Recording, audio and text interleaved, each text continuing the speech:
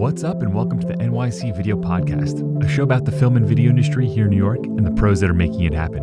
I'll be your host, Tom Chavez, and each week I'll be interviewing other New York filmmakers to learn more about their craft, their process, and with a little luck, they'll share some of the stories and observations of working here in New York.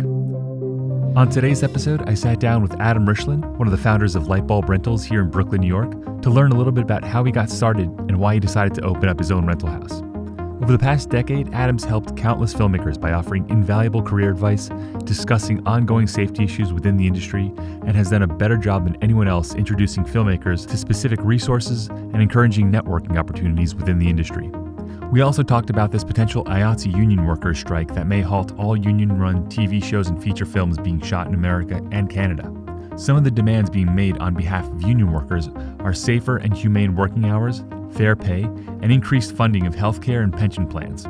While neither Adam or I are in the union, we understand that changes to the union policies often dictate changes to the entire industry. Non-union productions often abide by rules and practices that have been put into place by unions, such as overtime, meal penalties, and forced calls. Without further ado, let's get into today's episode after a quick word from this week's sponsor. If you're looking for a gourmet kitchen space for your next video production, check out Cooktop Studio in Industry City, Brooklyn. The space is 3,600 square feet in size, and it gets lots of natural soft light throughout the day. The kitchen is outfitted with marble countertops, finished cabinetry, and an induction range and oven. There's also an ice maker, a dishwasher, and multiple refrigerators for your food stylists. Getting to the studio is super easy. It's minutes away from the BQE, subway, bus, or ferry boat. Cooktop also has on-site parking for production vehicles, clients, and crew. To learn more about Cooktop Studio and to see a video walkthrough of the space, visit cooktopstudio.com. Also, be sure to follow them on Instagram to see behind-the-scenes photos that other productions post on social media. I'll leave the links in our show notes. If you end up booking the space, you can get a discount by mentioning the promo code NYC Video Podcast. Happy shooting and bon appetit. Okay, so I have Adam Richlin today on the show. Adam is a fellow filmmaker here in New York. He's also the founder of Lightbulb Rentals, formerly known as Lightbulb Grip. So if we use the term Lightbulb Grip, we actually do mean Lightbulb Rentals, which is now what Adam is doing. He's not just doing just G&E anymore, but he's also doing, I believe, camera and sound. Oh, so it's production supplies and vehicles at the moment, and then we're getting into camera over the next couple of years, Nice. but not yet. Okay. Yeah, we're getting there. Baby steps. It's growing so quickly. Well, cool, man.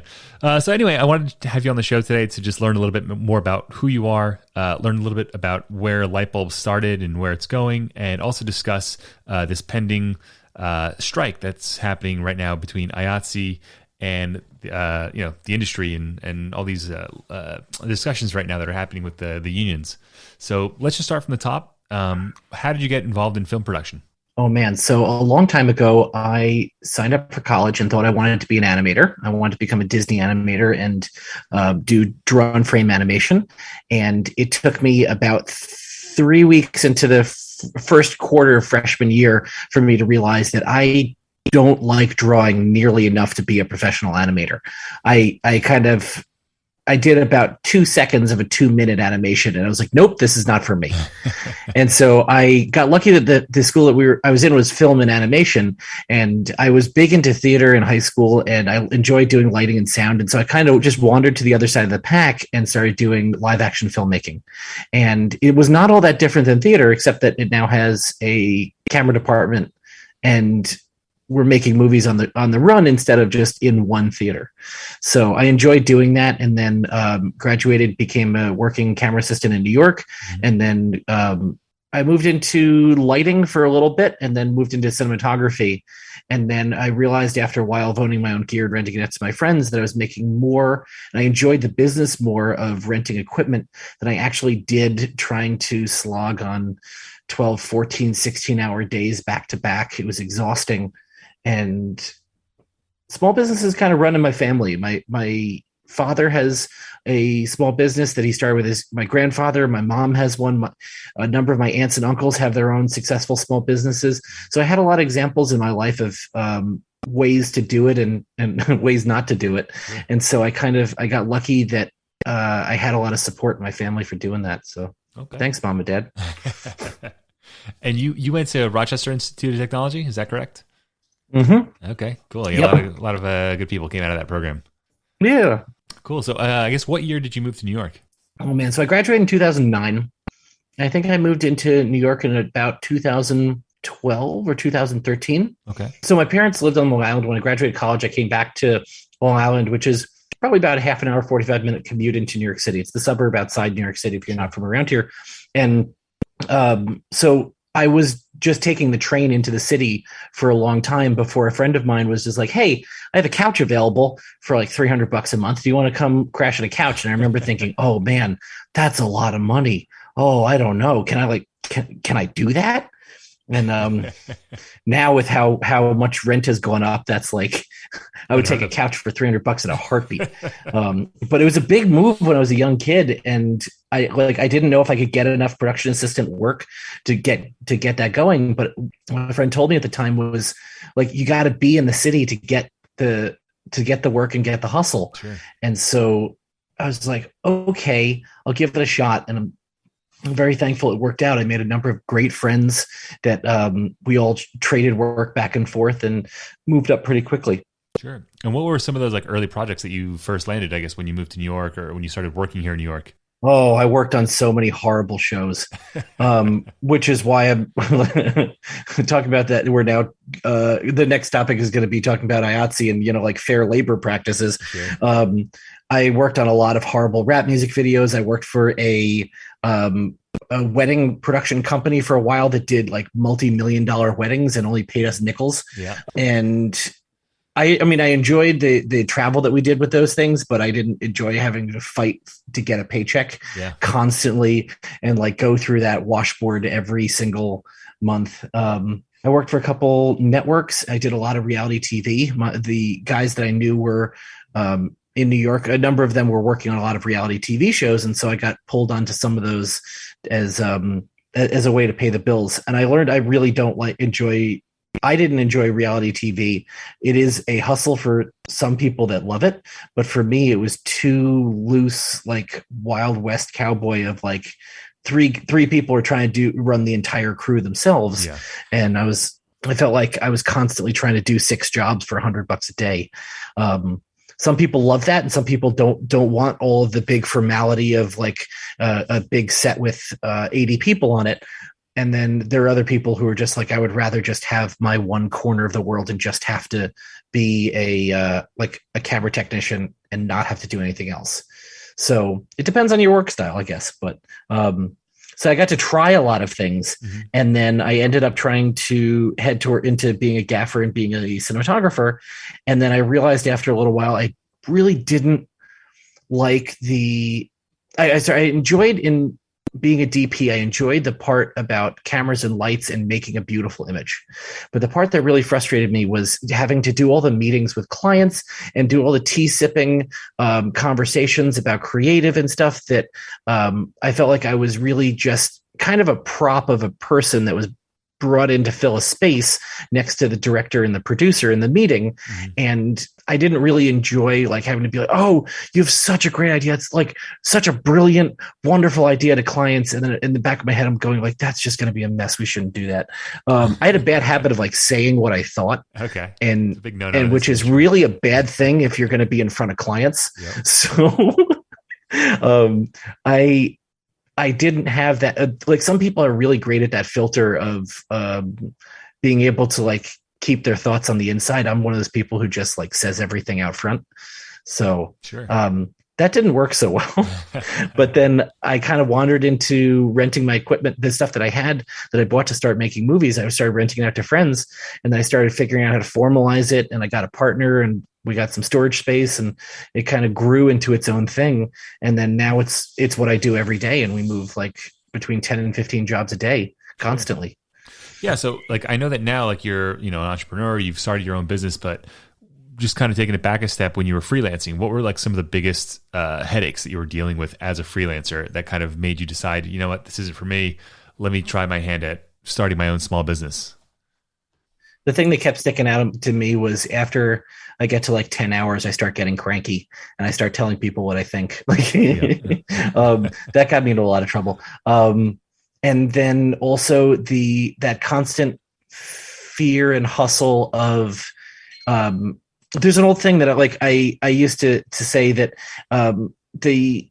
once you get off a long show, the first day off feels great, and the second day off is your chance to do your laundry, and the third day is when you panic that you're never going to work again.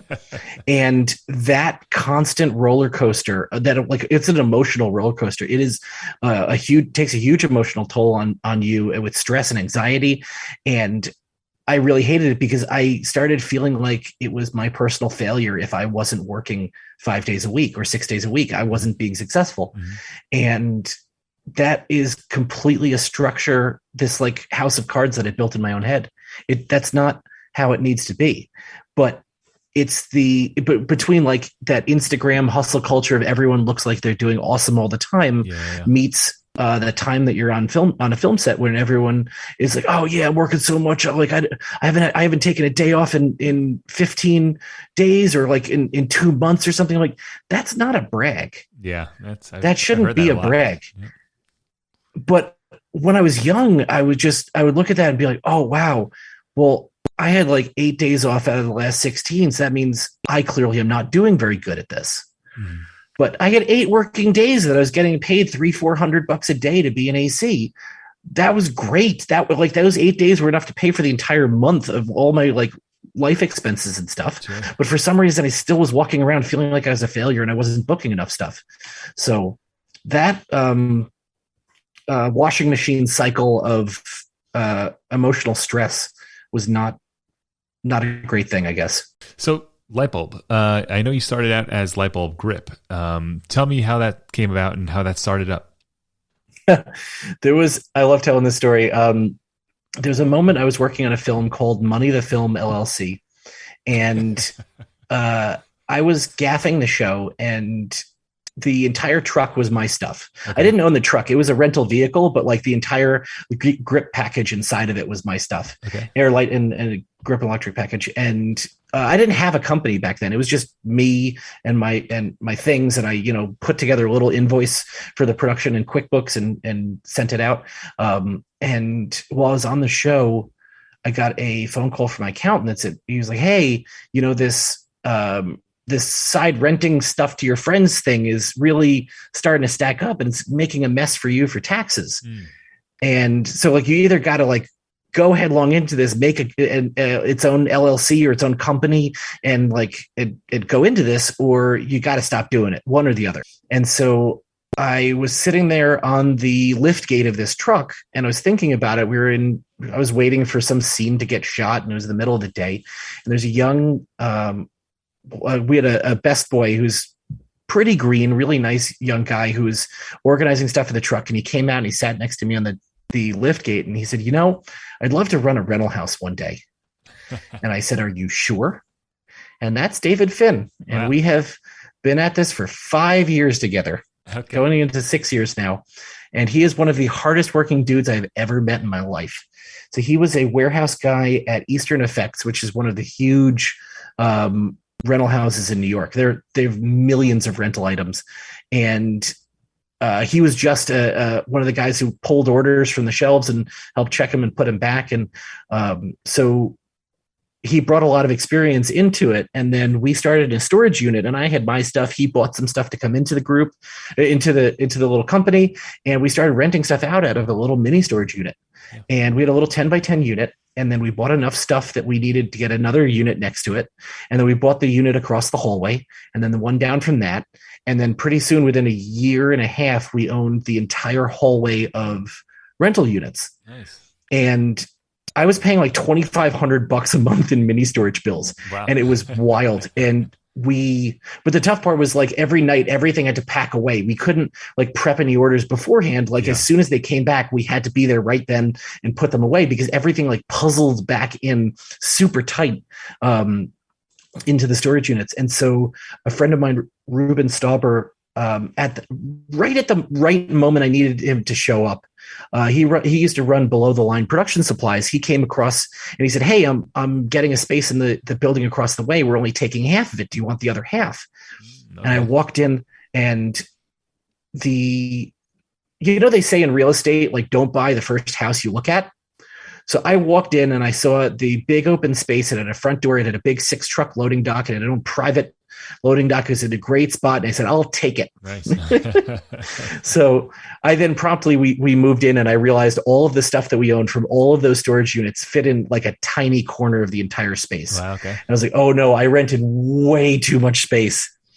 And so it took us about a year. We teamed up with New York City Camera Company for a little while. They shared part of our space, and then they've now since grown up and they've gotten their own shop space inside our same building, because they needed, checkout bays. They needed so much more infrastructure as they grew as well. And Sure. so we kind of were like two brothers growing up in bunk beds, and at some point you guys got to get your own rooms kind of thing. So so yeah, I got a lot of respect for Hunter Baker, who started New York City Camera. He's got the same hustle and hard working aspect I do. So yeah, and then we've grown ever since. We've just been moving orders. We try to be as precise as we can with our orders and make sure that everything we rent works and the stuff that you asked for is in the hampers on every single job. Sure. And that's the thing we pride ourselves. Somehow that's enough to make yourself a standout in the market when there's a lot of rental houses out there in New York,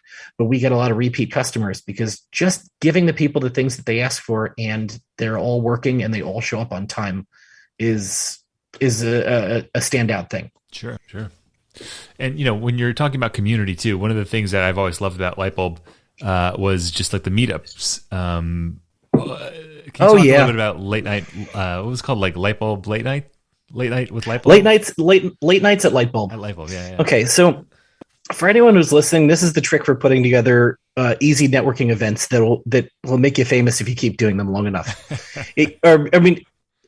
I guess with COVID now, people aren't using Facebook events as much anymore. But for many years, I would just put together a Facebook event at a bar, invite like 60 friends, and then message 10 or 15 of them and say, hey, can you help me pass this invite out to a bunch of people that you trust? Because I'm trying not to just like put it out there for anybody. Otherwise you get weirdos.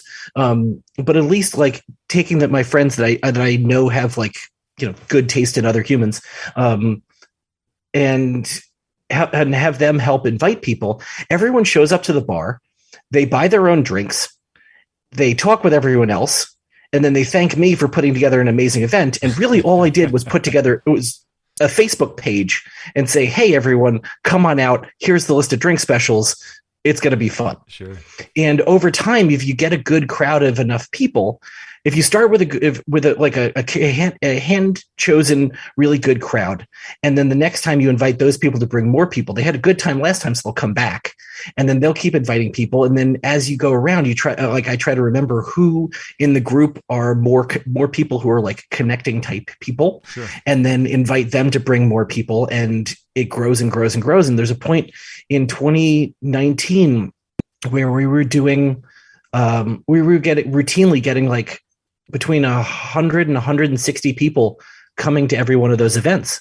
And we used to host them at a bar near our warehouse before we just moved them into the warehouse directly. Sure. And when we would make a deal with the bar that we would set these things up on a Monday night. It would be the first night of the month. And like clockwork, everyone that came would drink enough to pay off the bar's rent on the first Monday of the month. Wow. And so the bar loved it. Sure. It was a great deal. I would buy a couple friends drinks as we went, of a couple courtesy drinks to, get the night going and stuff. But then once everyone else started showing up, everyone would just assume that, I go up to the bar, I buy my own drink, and it just kept rolling. Yeah. And so they were a really great chance to meet people. It was also a great chance to blow off steam.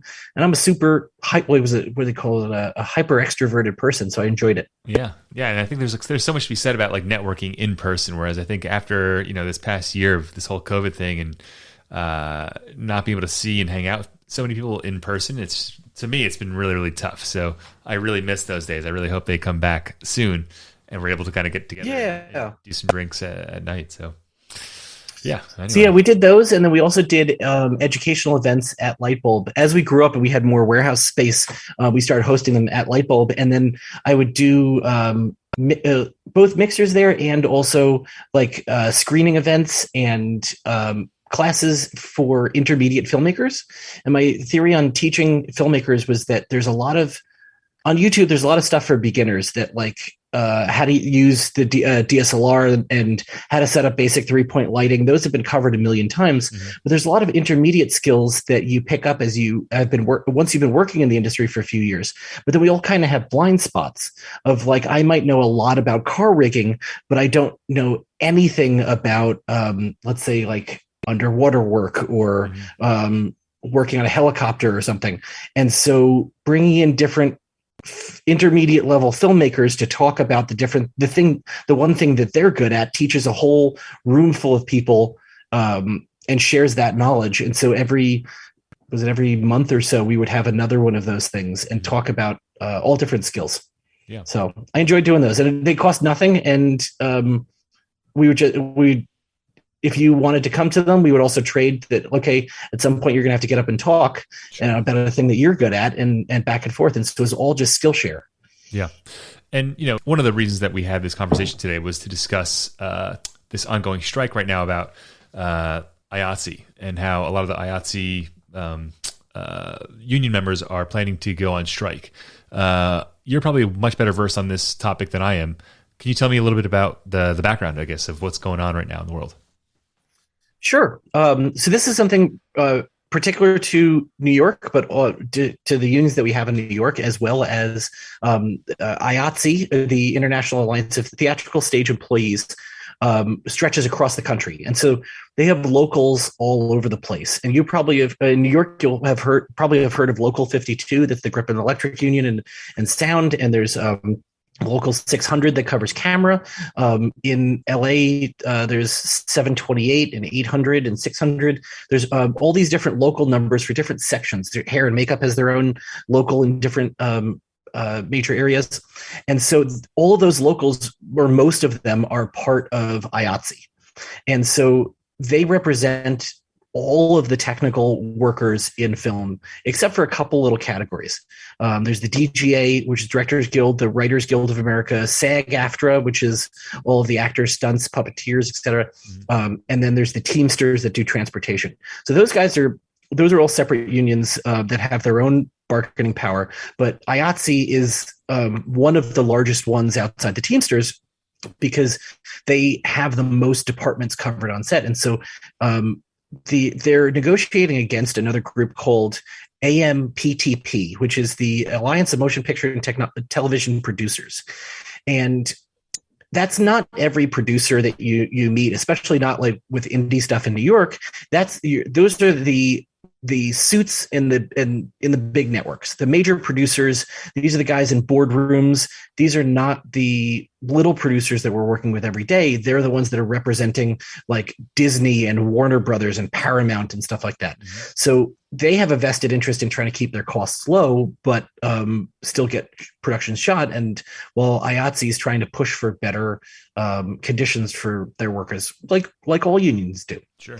What are some of those things that they're pushing for? Do you know? So the IATSE renews their contract every 3 years with AMPTP, and they duke it out. It's not like it's an all-out war, but both sides come to the table with the things that they need, and they need to get done in this round, and they make a deal. And so the three big things that IATSE is pushing for that they're having trouble getting through among there's probably 30, 40, 50 different things, little things that are on the table. These three big topics: sustainable benefits, living wages, and reasonable rest. These are three things that are not going so well in the negotiation. So when you hear them talking about, hey, IATSE is considering striking, it's because they're not getting taken seriously for some really core things about how we work and our livelihood as filmmakers. And so sustainable benefits, or I should start with living wages. So there's a category there's a couple categories of union productions. There are majors, which is the huge like silver screen blockbuster films. They're well funded. This is your like Marvel Cinematic Universe movies that have many, many millions of dollars in production. And then there are tier movies, which are tier 3, tier 2, tier 1, that get smaller and smaller as they go. It's decided by how big their budget is. Tier 1 is like getting close to minimum wage, it's not very much money at all. And then at the bottom, there's this group of contracts called new media. And the union about 10 years ago tried to start making space for all this new web content, all this digital stuff that's happening. If they were offering a little bit better rates to help that section of the industry grow, but now all the big networks are still trying to ride under new media contracts. Right. But these shows have become things like Amazon and Netflix and Hulu and Facebook, and the shows that they're calling quote unquote new media are like Game of Thrones, Marvelous Miss Maisel, The Mandalorian. They're like huge production shows with massive reach, and they shouldn't be considered. They shouldn't be given the grace of being called new media anymore. Those networks really should be paying in to provide the benefits and the proper wages that go along with them being major shows. Mm-hmm. And so a big sticking point now is like, okay, we let IATSE let new media be a thing for a little while, but now we're getting to the point where it needs to that new content is now the majority of the content that's being produced in the US, and it now needs to move back to what we already consider to be stable living wages that they have negotiated for the other types of contracts. Sure. Does that make sense? Yeah. So if you're actually working on those shoots like a Netflix show or a Hulu show, because they have such, greater distribution, I guess, than traditional studio productions, do the workers actually get paid more for working on those shows, or should they be getting paid more because they have a bigger reach? That's the problem. So at the moment, they're not getting paid more. They're getting paid less. And a big sticking point is that new media productions are not paying into benefits the same way that the larger majors and tier shows are. And so shows and movies, kind of putting them together. And so the healthcare and the pensions and stuff that go along with being a union employee are not getting funded properly, because now the majority of this work is work that is exempt from paying into those things. So IATSE is trying to shift the balance of saying, okay, now that new media is the big thing, we now need new media to reflect living wages and good work conditions and making sure that our employees are getting covered for pension and stuff. Because let's be honest, we're not going back to the silver screen model. It's streaming is here to stay. And so those big companies that are making billions on this need to be paying in, be paying into benefits and stuff properly. So they're called fringes, and fringe is a deduction from your paycheck. And similar to how they take out money for disability and workman's comp and stuff, the union on union shows will take out a fringe, and that's how they help operate and how they help fund the benefits that they offer to their members. The other big problem that they're having is reasonable rest. And this is a thing that I've been evangelizing for years. Yeah. And I use the word evangelizing even though I'm Jewish, because I think that it's something that we really, really, really need to take seriously. And so I have worked way, way too many 16 and 18-hour shoot days in my life. I at one point worked a 27-hour shoot day where I saw sunrise twice in the same working day. And back then I was just like, oh yeah, I hit a new record. And now I'm like, that was not a thing to be proud of. Yeah. If you want to try to raise a family in this industry, if you want to try to have a life, if you want to just try to have a significant other and have a reasonable relationship with them where you're able to like see them from time to time, reasonable rest is a really important topic.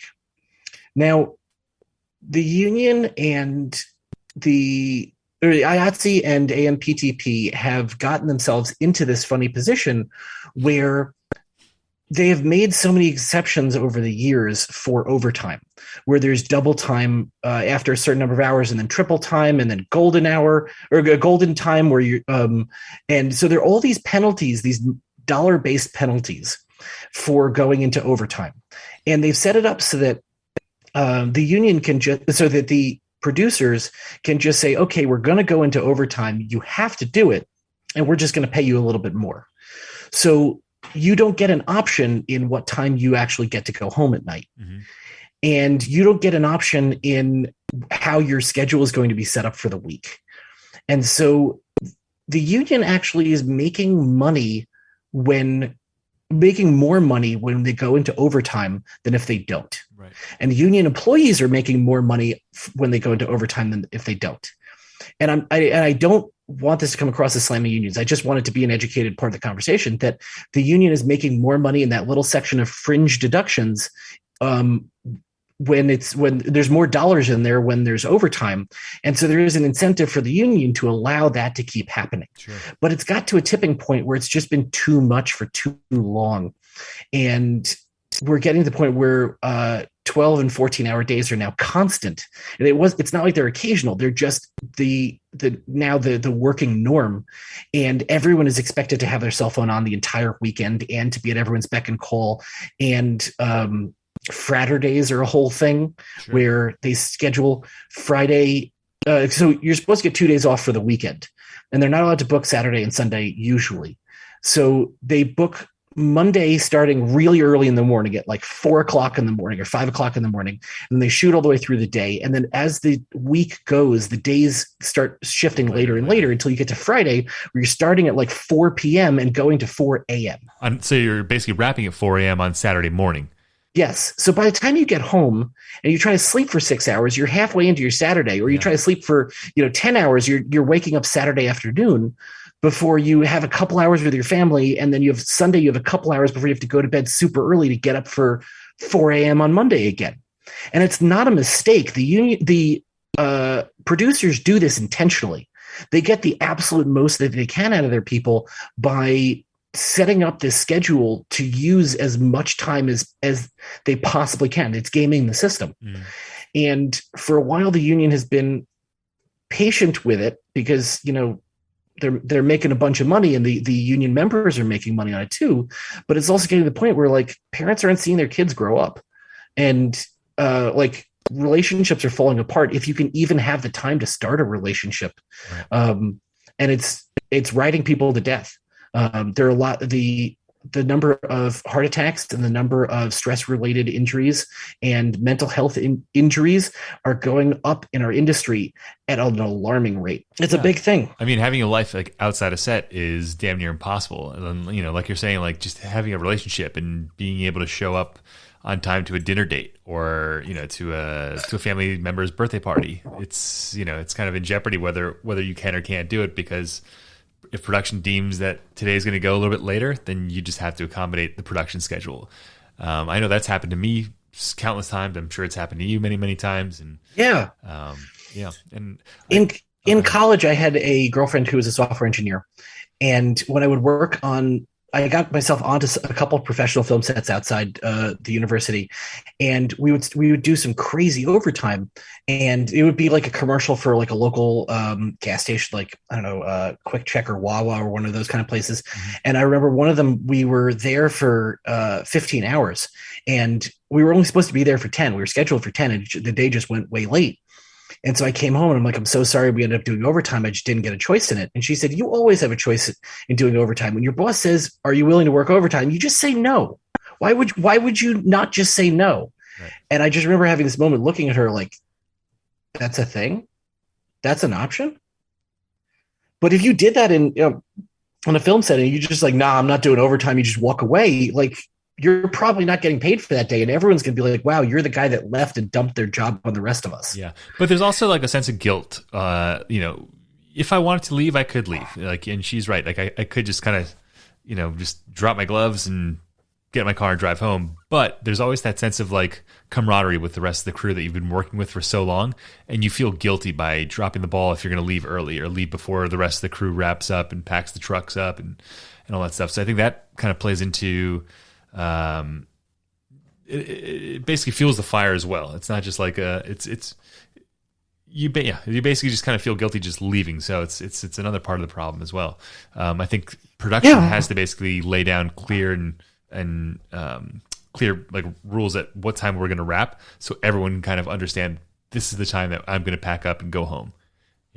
Yeah, and I think there is an amazing Instagram channel right now called IA_stories. And if you're listening to this and you're interested in this topic, you should definitely look it up, because the stories that filmmakers are coming out with from across the country are incredible to see that it's not just you dealing with crazy hours and burnout and being sexual abuse situations on set and like all of these crazy things that we just brush under the rug by constantly changing who we're working with day by day, and by everyone pushing with this sense of team camaraderie that like we all have to keep going, and that you're on your own if you don't stay with the school of fish. So I recommend, taking a look at that. And I also think that this IATSE situation is very important for independent filmmakers that are, even if you're not in the union yet, it's important to keep an eye on what's going on over your head. I'm not in the union at all. Most of 90% of our customers are non-union as well, but it's really important to me because what happens in the union world has ripple effects for the rest of us. Mm-hmm. And if you have ever gotten paid a meal penalty, if you've ever gotten paid overtime on a day, if you've ever told a producer, no, I'm done after 10 hours, or we should be wrapping at 10, why are we doing overtime? The concept of overtime is a union thing. The concept of having a weekend. I don't know if you know, do you know this story that weekends were invented by unions? No, I didn't, no idea. Okay. So the women of the Amalgamated Clothing Workers of America created the 5-day work week in 1929. And by doing that, they also created the weekend as as a name for the other 2 days. It took a few years to catch on, but it's now like a de facto part of every one of our lives. We all know the word weekend. The idea of 9 to 5, the idea of paid time off as a union invention, the concept of workplace safety standards after the women of the Triangle Shirtwaist Factory fire, the concept of 2 weeks of paid vacation per year as a standard thing. There's a lot of benefits that the union has offered and has created and imbued into the workforce that the rest of us gain gain success out of. Right. And so it's really interesting to see what happens when the Goliaths fight up over our head, because it comes down to us and we gain some of those benefits too. And we, even though we don't get a seat at the table, we still kind of have, we still have a wager on this fight anyway. Sure. Yeah, it's I've just been doing a little bit of reading, and it's amazing to see that there's actually 150,000 workers that are part of this possible strike. And if this strike were to happen, what do you think? What would that mean basically for our industry? Well, for a while, content's not going to get made. We saw a couple years ago there was the writer's strike, and I want to say that was I think the mid 2010s or so. Yeah. And that was part of the creation, or it was the early 2010s. That was part of the creation of reality TV, was producers trying to get around needing scripts and scriptwriters. I don't think that the strike will be that long. I think it just needs to be the point of making the point to producers that everything needs to stop until you start taking care of the things that need to get taken care of. Yeah. And I think the producers have some things on their bargaining table that they want that IATSE is not giving into either. And so it goes both ways. But the things that IATSE are asking for, the things that the people that you and I are talking to and working with every day, the things that we care about, those three things echo into our world a lot. Yeah. Yeah. I mean, we've all definitely heard horror stories, especially about people driving home late at night after having worked, 18-hour day, 19-hour day, and getting into car accidents. And I think I read, what's his name? Haskell Wexler. Yeah. He made a movie about, a documentary about a crew member that he was working with who got into a car accident and died while they were making Pleasantville. So it's definitely a real thing. Yeah. And it's definitely a very important thing that affects so many different people. And I really hope that they choose wisely when they finally settle on everything that's at play. Yeah. The hardest part for AMPTP right now is that reasonable rest is a thing that IATSE is fighting for, that they can't solve with a paycheck. Mm. They can't spend money to fund overtime. They can't spend money to get themselves out of that mess. IATSE really just wants to limit the workday. I don't know if it's 8 hours or 10 hours, but either way, just bringing it back to a reasonable number of work hours per day so that we can all have a chance to have lives. I mean, it doesn't, if you're getting paid a ton of money, it doesn't matter if you don't have an opportunity to use it in your life. If you don't have it, like if you're getting paid a living wage, like only matters if you have a chance to live too. So for sure. So I think I should also probably mention, we were talking about some of the history of unions as well, and how important women, and particularly women of color, have been in creating a lot of those changes for the American workforce. I know IATSE, and particularly in New York, has for a long time been a very white and male dominated union. But overall, when you start looking at a lot of the other unions across the country, you have the IBEW for electrical workers, you have hotel employees, there's a whole bunch of different kinds of unions. They're a real driving force in helping make these changes happen in our workforce. Yeah. Which is very important. Yeah. Especially like just for me, and I think for you as well, like when we started working in production, it was predominantly white dudes that were just working production. And now that we've been doing this for, I think, a little over 15 years, I'm starting to see a lot more diversity on set. And I think it's definitely trickling down because of that. Yeah. For me, I think that's a really big thing, is making space and taking the time to look outside the group of people that you usually hire, and hire and also make sure that the people that you're hiring represent a diversity of people, and you're not just hiring the people that you're used to working with, but each time you do a round of hiring, you're making space for somebody new. Sure. And I think that is up to particularly the I know in grip and electric, it's a particularly white dude heavy world, and it's up to us to start making that space. So if you're listening, that's a big thing that I try to push to everybody, because it's hiring on merit only goes so far if the group that you're choosing from on merit is not diverse to begin with. Sure. So yeah. Cool.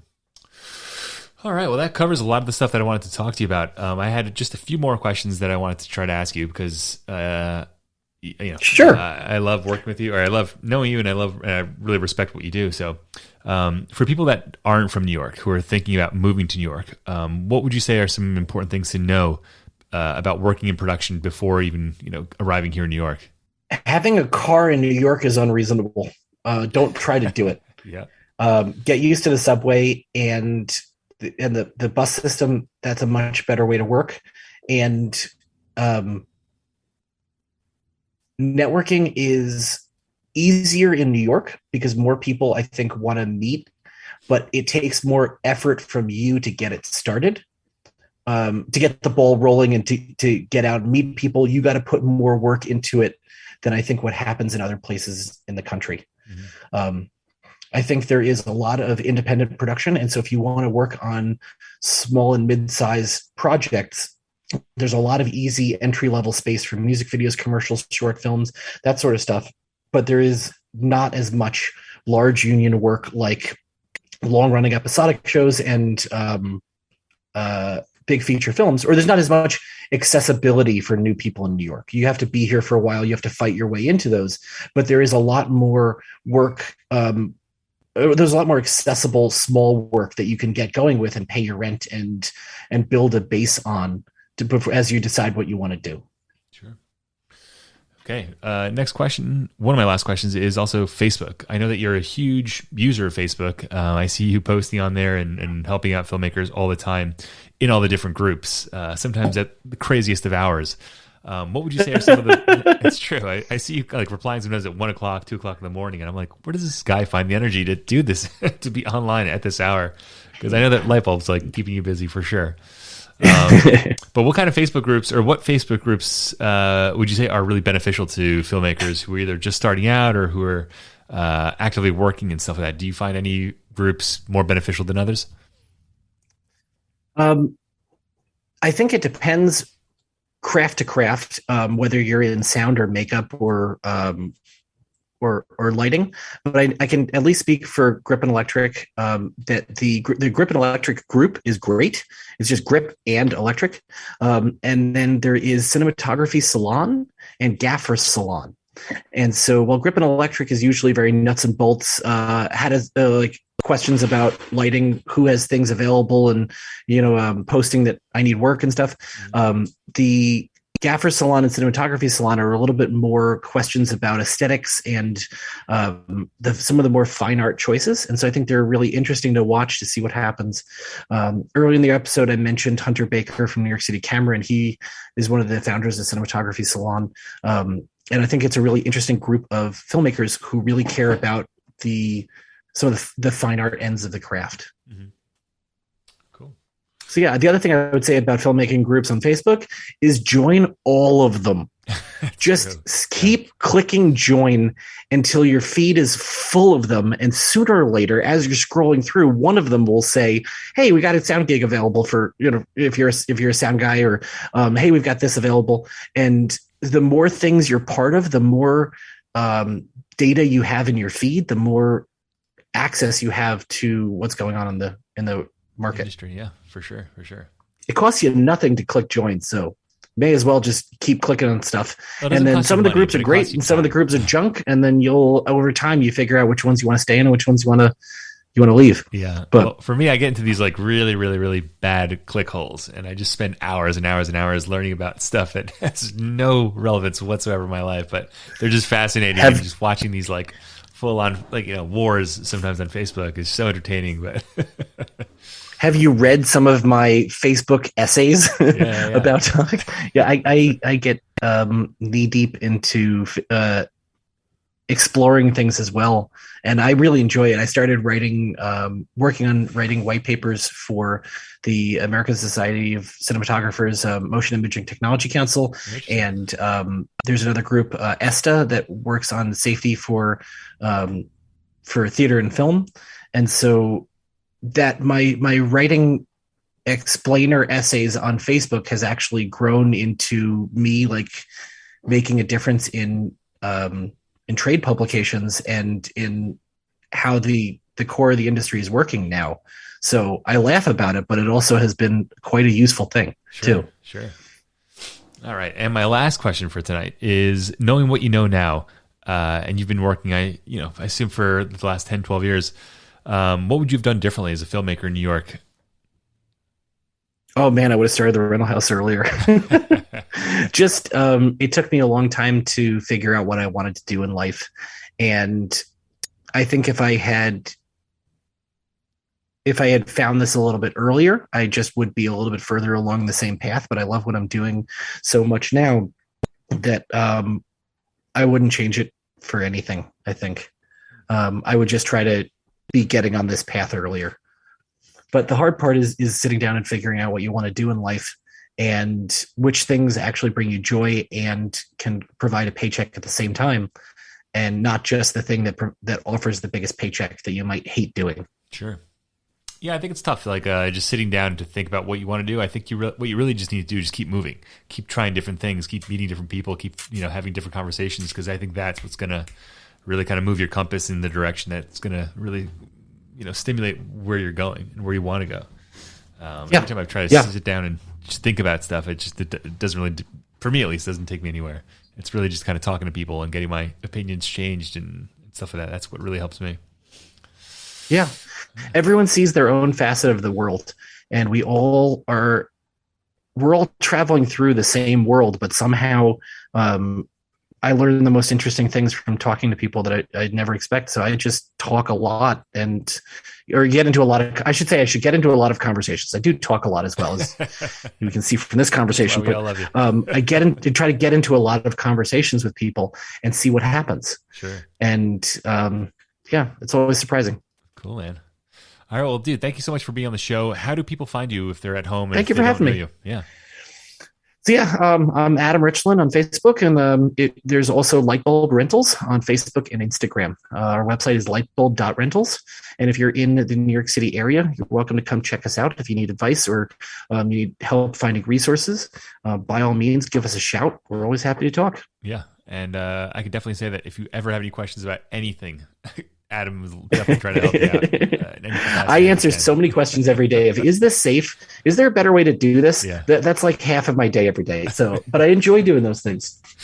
Okay, well, amazing, dude. Thank you so much for being on the show. And hopefully I can swing by Lightbulb one of these days and we can kind of see each other face to face. Wonderful. Thank you for having me. It's always great to talk with you. All right. Have a good night, dude. Bye-bye. You too. Between wrangling actors, planning a crew move, or locking up a busy street corner in Midtown, communication is key when it comes to production. Hudson Radios is New York's premier walkie-talkie rental house. They're based in Fort Greene, Brooklyn, and they provide industry-standard walkie-talkie kits, surveillance mics, wireless hotspots, routers, and more. You can pick up your order at their location, or they can deliver it to your set. For your next shoot, visit hudsonradios.com to see the equipment that they offer and fill out a simple estimate form for a quick and easy quote. You can also keep up with them on Instagram at Hudson Radios to stay informed of new pieces of gear that they provide to productions. When it comes to walkies and communication, Hudson Radios keeps you connected. Their links are in the show notes. And now, back to the show. If you're a filmmaker and you want to learn more about Adam and Lightbulb Rentals, you can check out their website or follow them on social media at Lightbulb_rentals. Adam and Lightbulb are great resources for filmmakers of all backgrounds to know, and through social media, Adam provides a lot of meaningful help to the rest of the local filmmaker community, so be sure to connect with him. Also, be sure to check out Ben Gottlieb's Instagram page at IA_stories to read some of the posts by IATSE members in which they describe current and past working conditions on major shows and films. The posts are anonymous and give insight on how brutal working conditions in TV and film can actually be.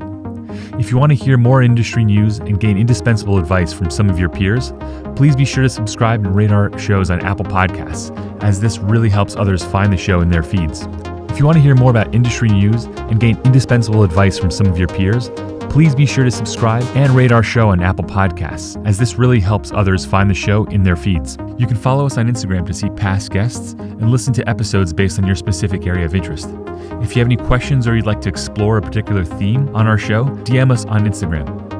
And finally, if you're interested in running a sponsored ad for your business or you'd like to be a patron of one of our episodes and engage with the New York film and video production community, amazing. Shoot us an email at nycvideopodcast@gmail.com. Until next week,